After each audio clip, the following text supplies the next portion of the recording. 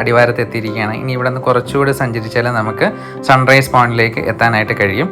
അപ്പോൾ നമ്മളങ്ങനെ ജീപ്പിൽ നിന്ന് ഇറങ്ങി നമ്മൾ നടന്നുകൊണ്ടിരിക്കുകയാണ്. നേരം ഇങ്ങനെ വെളുത്ത് വരുന്നതേ ഉള്ളൂ കേട്ടോ. ഏകദേശം ഒരു 5:30 മണി സമയമാവുന്നേ ഉള്ളൂ. നമുക്ക് സൂര്യോദയം കാണാൻ പറ്റുക ഇവിടുന്ന് ഒരു 6:15 മണിക്കായിരുന്നു അന്നത്തെ സൂര്യോദയം. അപ്പോൾ അങ്ങനെ നമ്മളത് കാണാനായിട്ട് ഇങ്ങനെ നടന്നുകൊണ്ടിരിക്കുകയാണ്. ഇവിടെ സൂര്യോദയം കാണാൻ വരുന്നത് ഒരു തരത്തിലൊരു ഭാഗ്യപരീക്ഷണമാണ്.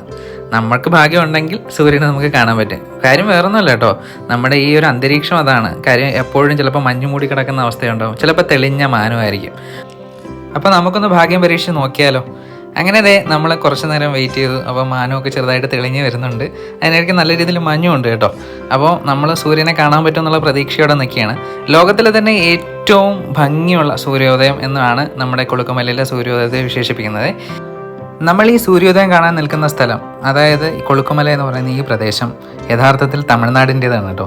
നമ്മൾ കേരളത്തിൽ കൂടി സഞ്ചരിച്ച്